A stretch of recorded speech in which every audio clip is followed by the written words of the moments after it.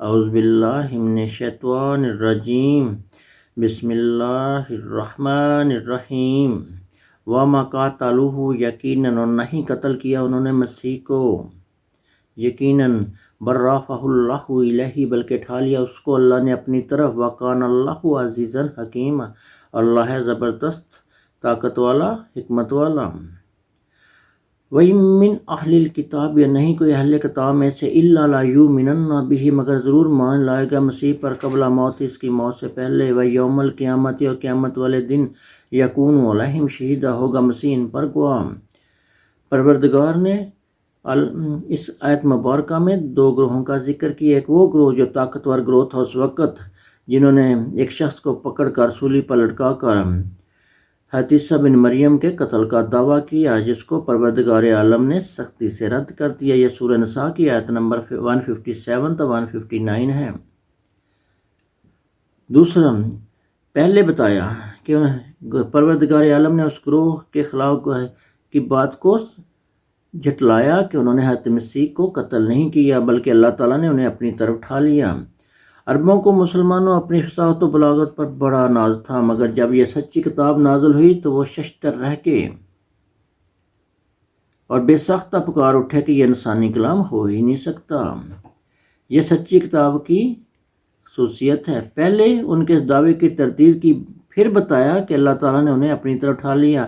اٹھانے سے پہلے کا پروسیس بعد میں بیان کیا اس آیت مبارکہ میں، یعنی دوسرا گروہ جو حضرت عیسیٰ بن مریم پر ایمان لا چکا تھا، اہل کتاب، وہ جب تک پروردگار کی اس گواہی کی شہادت نہیں دے دیں گے کہ حضرت عیسیٰ بن مریم ابھی زندہ ہیں، حضرت عیسیٰ بن مریم پر موت واقع نہیں ہوگی، اور قیامت کے دن حضرت عیسیٰ بن مریم دونوں گروہوں پر بطور گواہ ہوں گے۔ مسلمانوں معجزہ کس کو کہتے ہیں؟ حضرت ابراہیم علیہ السلام کو زندہ آگ میں جلانے کی کوشش کی گئی، اللہ تعالیٰ نے آگ ٹھنڈی کر دی۔ سورہ نساء کی آیات مبارکہ میں پروردگار نے بتایا ہے کہ یہ معاملہ ان کے لیے مشتبہ کر دیا گیا تھا اور سوائے گمان کی پیروی کے ان کے پاس کچھ نہیں۔ حضرت عیسیٰ بن مریم کو انہوں نے پھانسی پر نہیں لٹکایا۔ مسلمانوں معجزہ تو تب ہوتا نا جب حضرت عیسیٰ بن مریم ان کے قبضے میں چلے جاتے، وہ انہیں سولی پر لٹکانے کی کوشش کرتے تو اللہ تعالیٰ انہیں اوپر اٹھا لیتا، اس کو کہتے ہیں معجزہ۔ جب حضرت عیسیٰ بن مریم ان کے قبضے میں ہی نہیں گئے تو پھر زندہ اس جسم کے ساتھ اٹھائے جانے کا سوال ہی پیدا نہیں ہوتا۔ حضرت عیسیٰ بن مریم کے بارے میں، زندہ اٹھائے جانے کے بارے جتنی بھی احادیث ہیں، مسلمانوں سچی کتاب کی قسم وہ مکمل طور پر من گھڑت ہیں۔ اس سچی کتاب میں اللہ تعالیٰ نے صاف صاف بتایا کہ حضرت عیسیٰ بن مریم پہلے فوت ہوئے، بعد میں انہیں اٹھایا گیا۔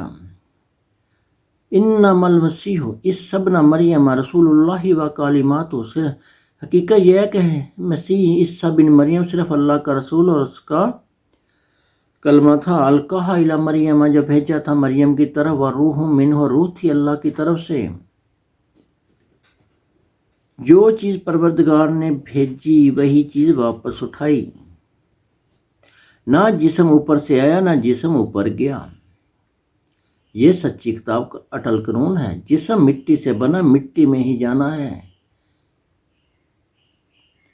سورہ مومنون کی آیات 12 تا 14 میں اللہ تعالیٰ نے تخلیق کا مکمل پروسیس بیان کیا کہ کس طرح انسان کو مٹی کے جوہر سے تخلیق کیا گیا ہے، مگر حضرت عیسیٰ بن مریم کی یہ سارا پروسیس کن کے ذریعے ہوا، تبھی تو اللہ تعالیٰ نے انہیں قیامت کی نشانیوں میں سے ایک نشانی بتایا ہے۔ مسلمانوں یہ سچی کتاب بتاتی ہے کہ حضرت عیسیٰ بن مریم فوت ہو چکے ہیں۔ سورہ آل عمران کی آیت نمبر 55، انی متوفیک و رافعک الیہ، بے شک میں موت دوں گا تمہیں، اٹھا لوں گا اپنی طرف، مگر اس سچی کتاب میں ترجمہ کیا کیا گیا، میں واپس لے لوں گا تمہیں، یعنی دو لفظوں کا سیم ایک ہی ترجمہ ہے۔ پھر حضرت عیسیٰ بن مریم کی اس گواہی کو جو سورہ مائدہ کی 170 نمبر آیت مبارکہ میں یوں بیان کی گئی ہے، فلما توفیتانی، پھر جب اٹھا لیا تو نے مجھے، کنت انت رقیب علیہم، تو تھا تو نگہبان ان پر۔ یہاں پر بھی ترجمہ توفیتانی کا ترجمہ کیا گیا جب اٹھا لیا تو نے مجھے، حالانکہ اس کا ترجمہ کیا جب تو نے مجھے موت دے دی۔ پھر سورہ سجدہ کی آیت مبارکہ 11۔ مسلمانوں یہاں پر بھی ترجمہ، ایک لفظ کا ترجمہ ذہن میں رکھنا، کل یتوفکم، کہہ دیجئے، ترجمہ یہاں یتوفکم کا کیا کیا ہے، پورے کا پورا قبضہ میں لے گا تم کو، مالک الموت الذی وکیل بکم، موت کا وہ فرشتہ جو مقرر ہے تم پر، ثم الی ربکم ترجعون، پھر تم اپنے رب کی طرف لٹائے جاؤ گے۔ یعنی پہلے ترجمہ کیا ہے، یعنی موت دوں گا۔ اسرائیل علیہ السلام کا کام کیا ہے، اس اللہ تعالیٰ کے حکم سے جسم میں فانی سے روح کو کھینچ کر اسے موت دے دینی۔ عربی کا ایک مشہور شعر ہے، ان الذی شکو فامی ضامن لرزق حتی یتوفانی، یقیناً جس ذات نے مجھے منہ عطا فرمایا ہے وہی میری وفات تک میرے رزق کی بھی ضامن ہے۔ یتوفانی، یہ تمام الفاظ صرف اس شخص کے لیے استعمال ہوتے ہیں جس کے جسم سے روح کھینچ لی جاتی ہے، جس پر موت کا پروسیس مکمل ہو جاتا ہے۔ پھر سورہ مریم کی آیت نمبر 35 میں گواہی ہے عیسیٰ بن مریم کی، السلام علیہ یوم ولدت، سلام ہے مجھ پر جس دن میں پیدا ہوا، و یوم اموت، اور جس دن میں مروں گا، و یوم ابعث حیا، اور جس دن میں زندہ کر کے دوبارہ اٹھایا جاؤں گا۔ سورہ مومنون کی آیت نمبر 12 تا 14 کا مکمل پروسیس کے انسان کو مٹی کے جوہر سے تخلیق کیا گیا۔ 15 اور 16 آیت مبارکہ کو ذرا ذہن میں رکھو، ثم انکم بعد ذلک لمیتون، پھر یقیناً تم کو اس کے بعد ضرور مرنا ہے، ثم انکم یوم القیامۃ تبعثون، پھر یقیناً تم سب قیامت والے دن زندہ کر کے اٹھائے جاؤ گے۔ مسلمانوں، نبی صلی اللہ علیہ وسلم آخری نبی ہیں۔ اگر حضرت عیسیٰ بن مریم اس جسم کے ساتھ آسمانوں پر موجود ہیں تو نبی صلی اللہ علیہ وسلم آخری نبی ہو ہی نہیں سکتے، کیونکہ ابھی ان سے پہلے کا ایک نبی زندہ ہے۔